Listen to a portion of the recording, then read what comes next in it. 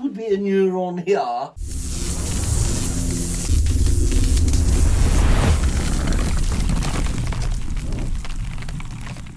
Hello you legends and welcome back to the channel. Today we're going to be discussing intermittent fasting. Let's get straight into it and see what we can find. We're going to start simple and get slightly more in depth as we get into it. So let's start with intermittent fasting. Does it burn fat? No. Okay, fact, it doesn't burn fat. Just because you're intermittent fasting does not mean you are going to lose body fat. Why? Because proved by science, thousands of studies and thousands of people trialing it, it's obvious, okay? The one thing you need in order to lose body fat is a calorie deficit. You need to eat less, move more, create a calorie deficit, and you will lose body fat, okay? So even if you are doing intermittent fasting, but you're eating too many calories, you will not lose weight. Fact, okay? So that's the first myth busted, right? So in order to lose fat while intermittent fasting, you still need to have a calorie deficit. Now let's explain a little bit more of what an intermittent fast is. Let's use the typical 16-8 as an example. What you're going to do is give yourself an 8-hour eating window, okay? And then you're going to have 16 hours where you do not eat at all. You only have water and say black coffee. Right? So the idea is in that 16-hour period that you are not eating, you are taking in no calories, okay? I tend to use the idea of, okay, if it's got anything more than say 2-3 calories in it, then you can't have it, okay? But something like maybe a Pepsi Max or a black coffee, which is like 1 or 2 calories, yeah, you can kind of get away with that because you're still giving yourself a super low calorie or barely even having any, because it doesn't take long to burn off 1 calorie. You know what I mean?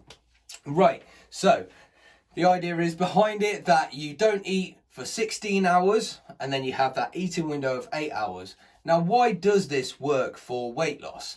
This works because it gives yourself a strict time period where you mentally kind of say to yourself, right, no, I will not eat for this time, but I will eat from, say, 1 o'clock to 8 o'clock.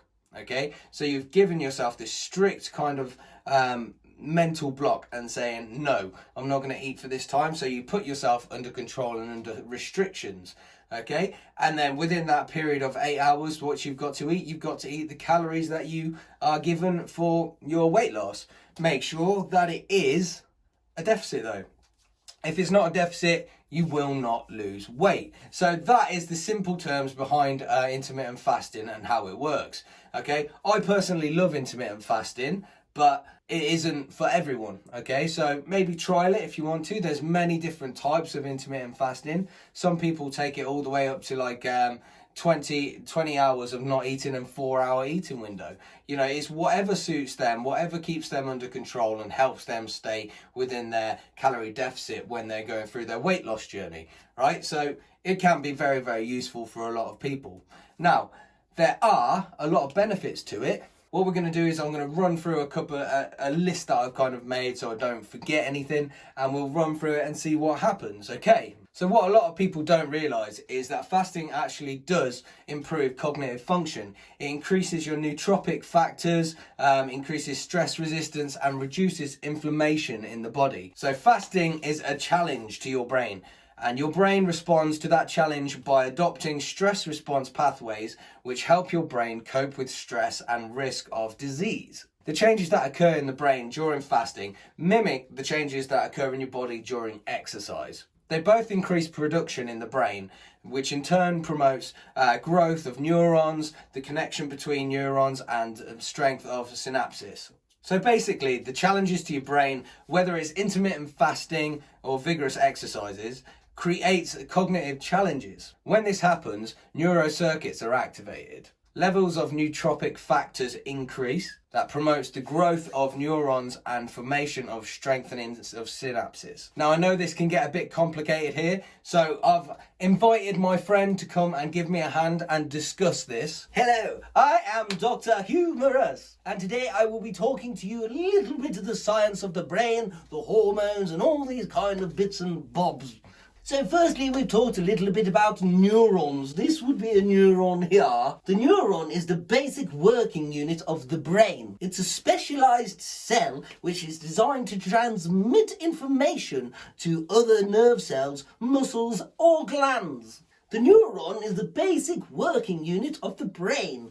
A specialized cell designed to transmit information to other cells, nerves, muscles, and glands. So that's a little bit of an idea of what a neuron is. What we have also heard is the word synapses. Now, in the central nervous system, as you can see, here is the synapses.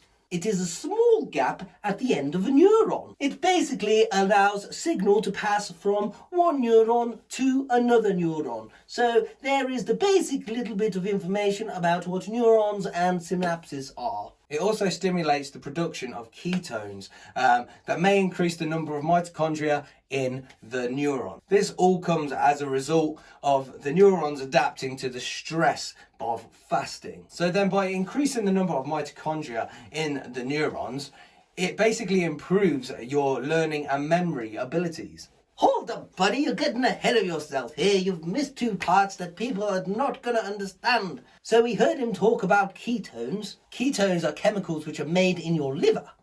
Here is a ketone. You basically create them when you don't have enough insulin in your blood. When this happens, you will not have enough energy. Your body will then use other sources to try and find energy, which is when then it turns to fat. Then what happens is the liver then turns the fat into ketones, thus creating a ketone. And that's how it creates extra energy from fat. Now the other part that we tended to miss was the hippocampus. Not many people would know what the hippocampus is. Here it is, right in the center of your brain. This is a complex structure embedded right in the center of your temporal lobe. It has a major role in memory and learning. So be careful not to take a big blow to the head, because this is quite an important part of your brain.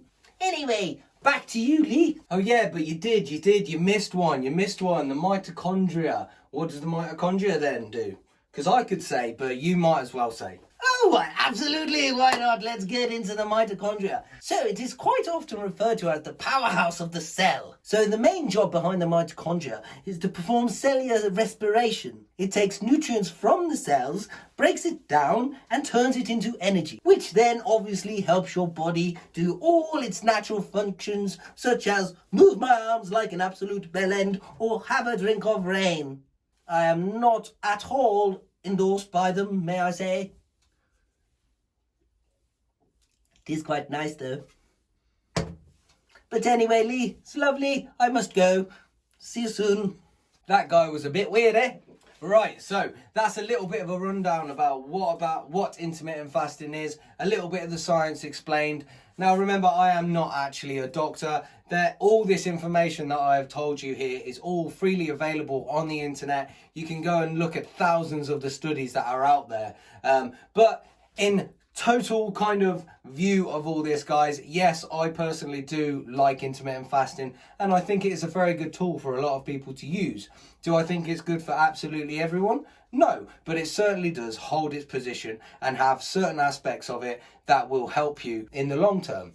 So thank you guys for watching this video. Please like, subscribe, share this video. Let's get it out there a little bit. Now I'm starting to get a little bit more wacky on top of these. So I hope you're all okay. Keep rocking out, keep lifting heavy weights, and have some fun. I'll see you soon.